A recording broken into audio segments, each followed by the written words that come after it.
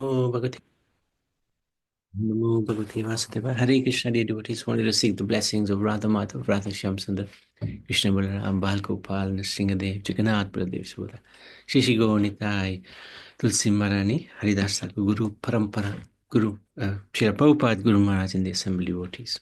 So continuing on with chapter 7, we saw how yesterday Prahlad Maharaj pacified Lord Nrsingadev with his wonderful prayers, calmed the Lord down because he was very angry after killing Hiranyakashipu. So chapter 10 is where we are at, and his name is Prahlad, the best amongst exalted devotees. Prahlad rejected the benedictions, considering them to be impediments in bhakti yoga offered by Lord Nrsingadev, saying that he only wanted liberation from materialistic life. Prahlad, smiling, thinking that the Lord, by tempting an ignorant boy, was teasing him. He smiled, thinking that the Lord, by tempting an ignorant boy, was teasing him. Prahlad said, "Please do not allure me due to my demoniac birth. I pray from your Lordship that within the core of my heart there will be no material desires." This is a really wonderful prayer. My dear Lord, let there be no desire for any material and sense enjoyment. Let me just try to serve your senses. The ultimate goal of bhakti is not material achievement, but love of Godhead. When one is allured by material possessions, they are considered to be given by Maya. But when one uses them for the Lord's service, they are considered God's gift for enhancing bhakti. So this is very interesting. So yes, we may have material possessions in our in our possession. Nothing wrong with that if we use that to serve the Lord. If we use it to try to enjoy this world, thinking that these material senses will give me happiness, then we have a bit of a problem.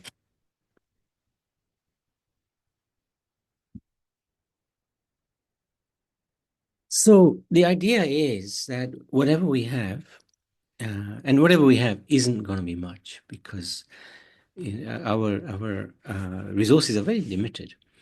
But if we use those resources for the service of the Supreme Lord, then actually we have expanded our resources unlimitedly in the spiritual context.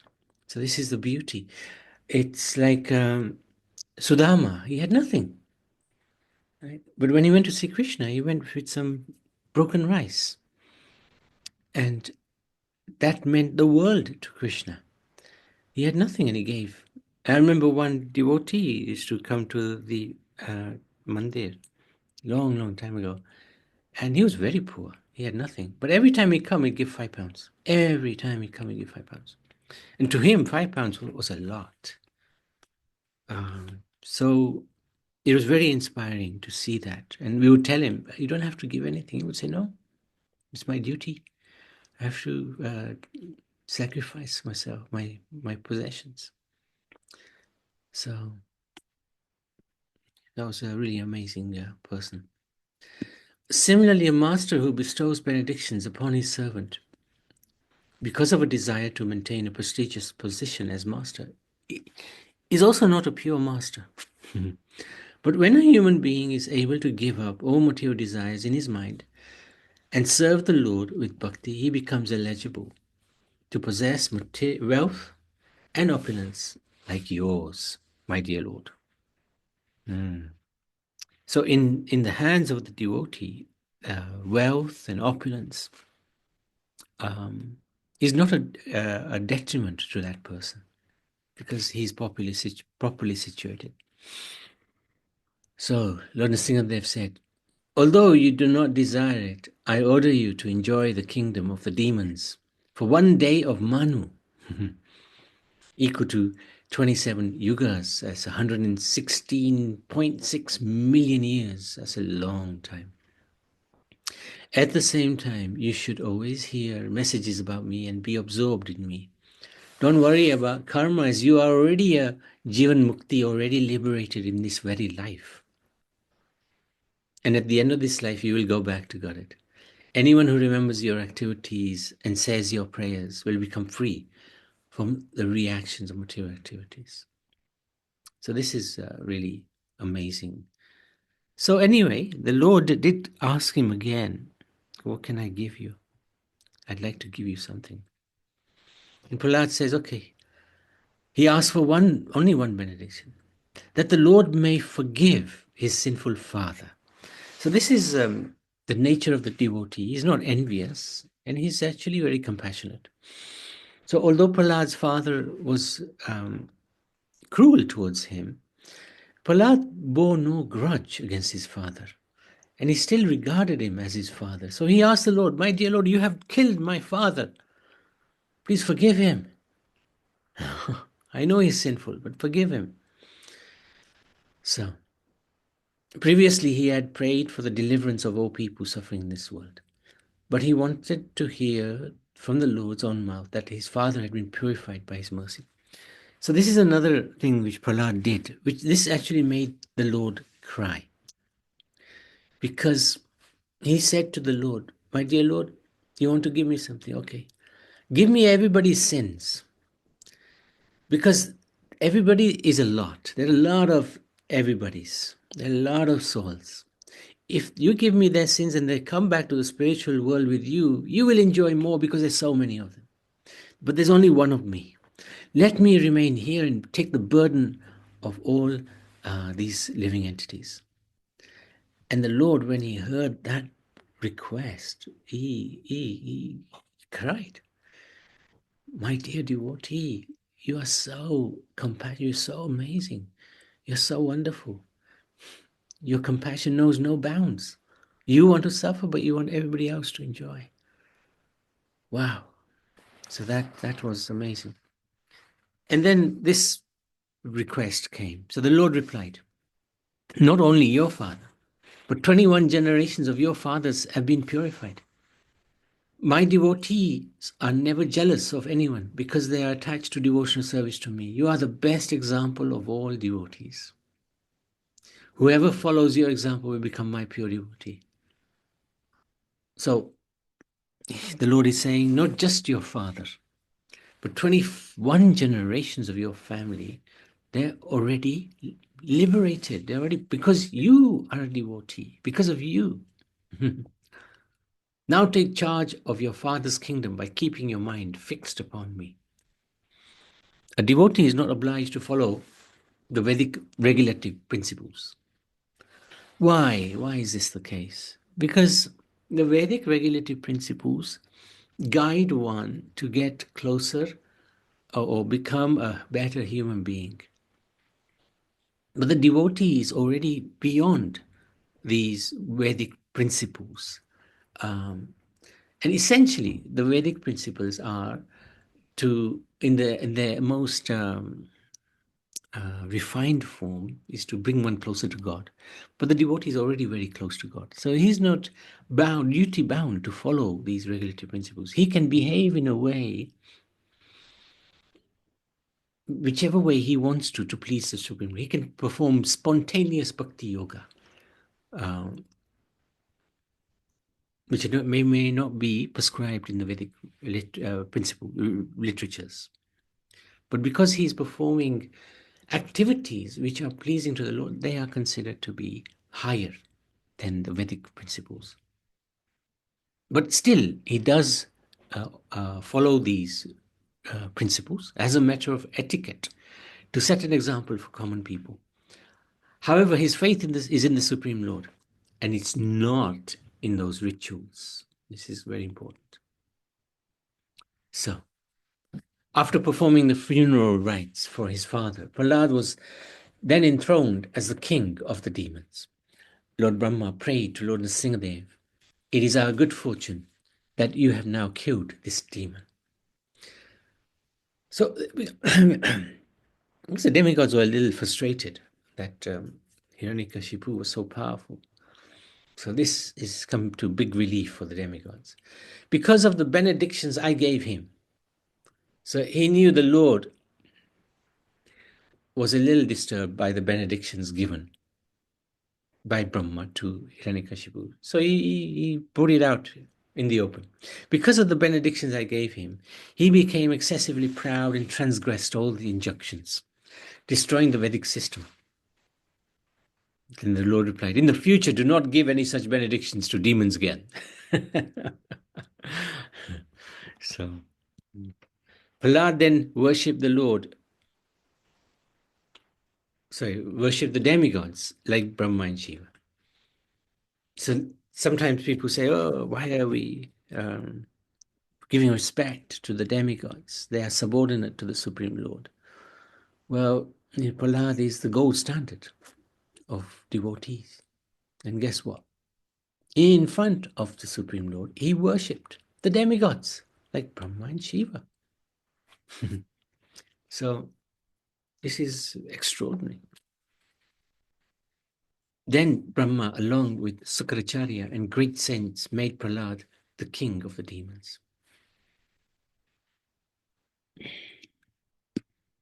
Sukracharya is the spiritual master of the demons. Doesn't mean he's demoniac. He's actually a great devotee. But his duty is to help the demons. The discourse by Narad to Yudhishthir about Nrsimhadev and Prahlad began when Yudhishthir asked how Shishupal attained Swarupya Mukti. So Narad told about Shishupal's previous births, and now he concludes the pastime. Hiranyaksha and Hiranyakashipu, who were previously Jay and Vijay from Vaikuntha, were now killed. They took birth again as Kumbhakarna and the 10-headed Ravan, who were killed by Ram, Lord Ram. In the third birth, there were Shishupal and Dantakpakara, and continued in the same enmity towards the Lord. Because that's what their curse was, that they would be enemies of the Supreme Lord. They had the choice, come as 3 times as enemies or 7 times as devotees. So they decided, hey, we don't want to stay away from the Lord. 3 times as enemies is fine. And of course, the Lord wanted that because he wanted to have a fight. He enjoys the art of fighting. And he can't do that in the spiritual world. So he comes and does that in here, in this material world. And he needs proper opponents. Who better than the very strong Jay and Vijay? Thus they were killed by Lord Krishna. They achieved the liberation known as Sarupya Mukti. Sarupya Mukti means where they merge with the Supreme Lord. But of course, Jay and Vijay, they were eternal servants of the Lord. So this Sarupya Mukti was just a transition for them until they went to Vaikuntha and attained their original position as gatekeepers. So it wasn't the end. The end game for them wasn't to merge with the Lord. It was to regain their original spiritual position, serving the Lord. In this narration, Bhagavad Dharma, the principles of religion that helps one understand the Lord, is described as well as the qualities of Mahabhagavat Parad and the qualities and activities of the Supreme Lord. One who hears and chants this narration will certainly be liberated from material bondage if you go to the spiritual world where there is no anxiety. Narad said to Maharaj Yudhishthir, who was thinking himself lowest, incompetent, and unqualified, after hearing the narration of Prahlad, you are so fortunate because the Supreme Lord Krishna lives in your house. Therefore, great saintly persons are also visiting you. Krishna is your dear friend, well-wisher, servant, and guru. May this Lord be pleased with you. Although Lord Nrsimhadev appeared for Prahlad, the Supreme Lord in his original form as Krishna was always living with the Pandavas. So they were more fortunate than Prahlad or anyone else. In addition, Krishna is your ultimate friend, cousin, well-wisher, and spiritual master. Even exalted persons like Lord Shiva and Lord Brahma could not properly describe the truth of the Supreme Personality Godhead Krishna. So this is amazing description by Narad Muni. He's saying, yes, Prahlad was great, but you you had the greatest benediction because you had Krishna with you all the time. Mhm. The demon Maya Dhanava once reduced the reputation of Lord Shiva, and in that situation, Krishna saved Lord Shiva.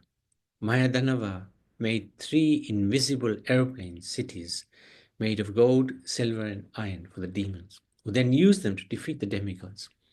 Thus the demigods went to Shiva for help. Lord Shiva said, "Do not be afraid." Then he shot his arrow of 3 cities, acted 3 cities. Although all the demons died, Maya revived them by dragging them into a well of nectar. Thereafter the demons arose in invisible bodies. Thus Lord Shiva was disappointed. At that time, Lord Vishnu gave a solution. Then Lord Brahma became a calf, Lord Vishnu a cow, and drank all the nectar in the well, while the demons helplessly looked on. Maya Dhanava said, "What is destined by the Supreme Lord cannot be undone. We can plan, but no one's plan will be successful without the sanction of the Lord." So even the demons in Maya Dhanava was very knowledgeable. He even accepted that, yes, we can try to defeat the devatas, but ultimately it's up to the Lord.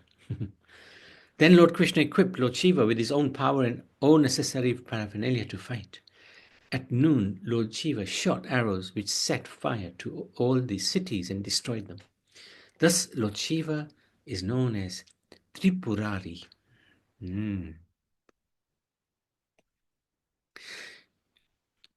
Interesting. Lord Shiva is known as Tripurari.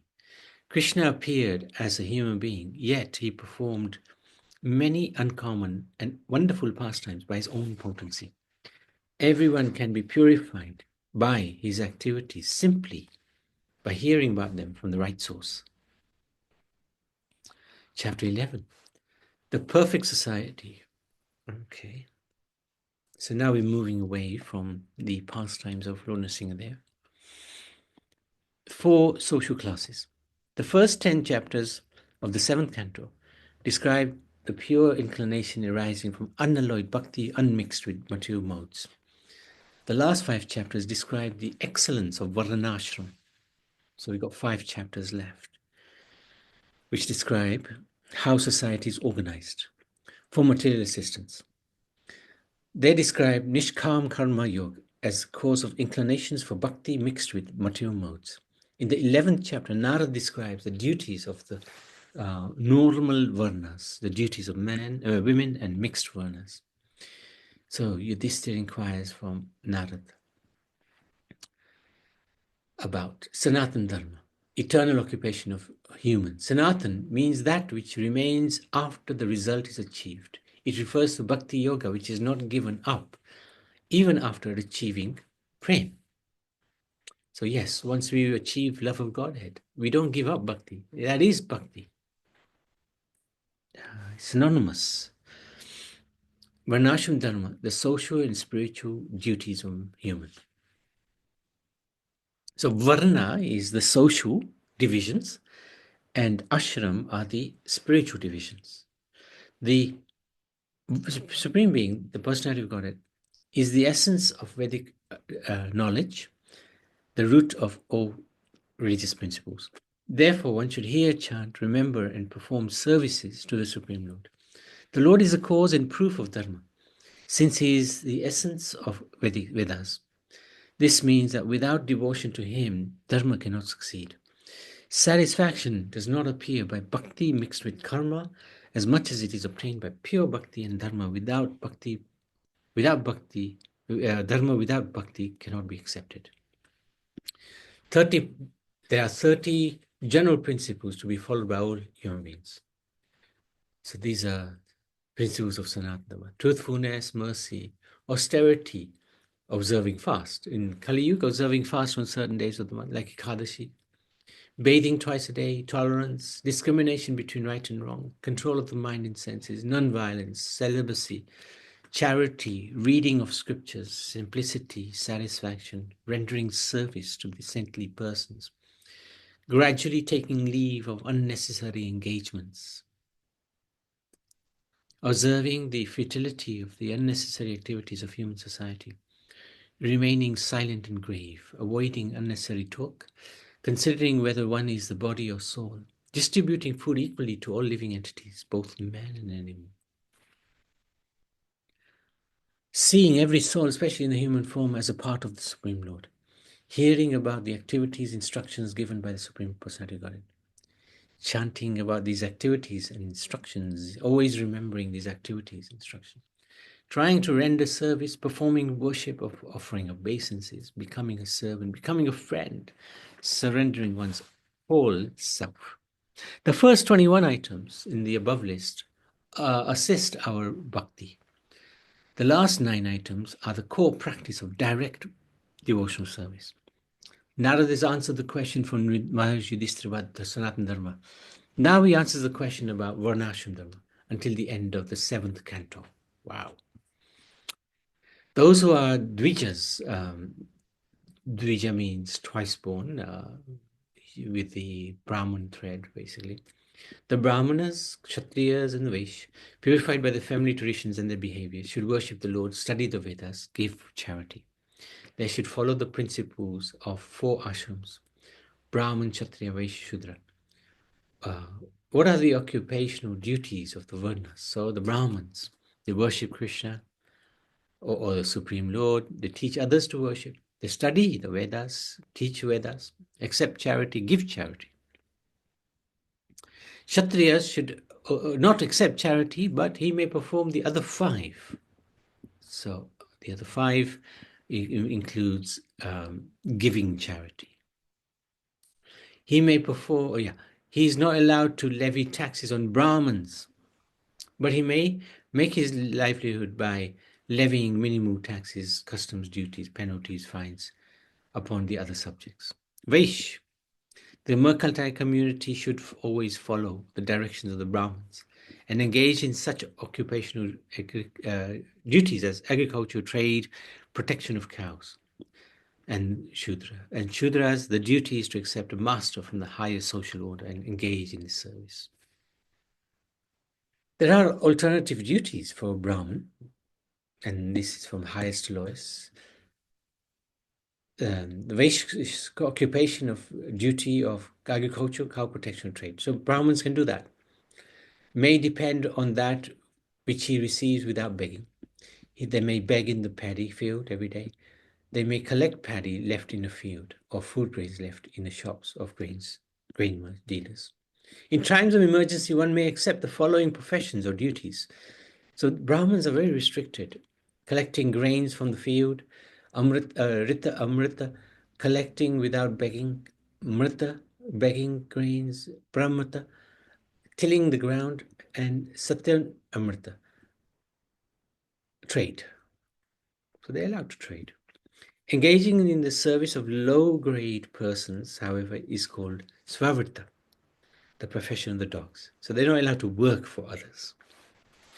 Specifically, Brahmins and Kshatriyas should not engage in low and abominable service of Shudras. This is because Brahmins is equal to the Vedas and the Kshatriya is equal to the Devatas. However, for the Vaishya or Shudra to take employment from those lower than themselves is not faulty. Symptoms of the Varna. So what are the symptoms of Brahman? He can control his mind, his senses, he's austere, he does penance, he's clean, he's satisfied, he forgives, he's very simple, he's got a lot of knowledge, very kind and merciful, truthful, completely surrendered to the Lord. These are the natural qualities of a Brahman. Kshatriyas, they're influential in battle. They're not scared. They're unconquerable. They're patient. They can challenge. They're charitable. Control the bodily necessities. They are also forgiving. They're attached to the Brahmins, and they're always jolly and truthful. The Vaish, being devoted to the demigods, the spiritual master, and the Supreme Lord Vishnu, endeavor for advancement in Dharma, Artha, Kama. Believe in the words of the spiritual master in scripture, always endeavoring with expertise in earning money. Shudras offer obeisances to the higher sections of society, like the Brahmins. They're very clean. They're free from duplicity, serving one's master, performing sacrifices without uttering mantras. They're not stealing. They speak the truth. They give protection to the cows and the brahmins. Women's duties should serve the husband and his relatives and follow the vows of the husband. She must keep the house decorated, clean, well disposed to the husband's relatives and friends. So this might seem a little, in this current day and age, a little discriminatory. Why are women subjected to such conditions? They have to serve the husband. So in Kali Yuga, actually, everybody is considered to be a Shudra. There are really not any Brahmin, Kshatriyas, or Vaishya. And we see from the qualities of the Brahmin, Kshatriya, very high quality. Even the qualities of Shudra is very high. So one should not think that I'm a Brahmin, Vaishya, or Shudra, or a Kshatriya. And similarly, one should not be too hung up about whether one is in a male body or female body, because in Kali Yuga the distinctions are not that clear. And I'll give you one example. Prabhupada, he had in his early days one wonderful disciple called Yamuna Devi, and she actually excelled even more than the male devotees. And Prabhupada was very, very happy. He didn't restrict her. He didn't confine her. And we hear every single morning in an ISKCON temple, you hear the Govinda prayers when they open up the curtains to take darshan of the Lord. She is the singer of that. And one devotee did complain to Prabhupada, she's a woman. Why are we listening to a woman singing first in the morning? And Prabhupada just chastised the devotee, saying, this is pure devotion. So I think we have to be very careful how we look at the bodily condition of a person. If one acts in his position in the mode of nature and gradually gives up these activities, he becomes nishkama, free from material desires. Those who are too sinful and have been born in lower classes are allowed to enjoy sinful activities fully. For thus, there is a chance that those activities will become detestful to them and they will get the opportunity to become purified. However, if one shows the symptoms of being a Brahman, Kshatriya, Vaishya, Shudra, even if he appears to be in a different class, he should be accepted according to those symptoms of classification. So this is where the caste system went wrong, because once a Brahmin, once born a Brahmin, always a Brahmin. That's not the case, because one has to look at the guna and karma. Guna means qualities and karma means activities. This is what Krishna says in the Bhagavad Gita, chapter 4, text 13. Chaturvanyam guna karma. Oh, I've forgotten this verse now. But anyway, he explains that one is, according to their activities and their qualities, will be allocated to being as part of one of the varnas, not by birth. He doesn't say janma. Anyway, I wanted to stop there. Any questions, any comments? Wow. Okay, we can stop there. Srimad Bhagavad Puran ki jai, Shri Krishna Chandra Bhagwan ki jai, Nrsimhadev Bhagwan ki jai.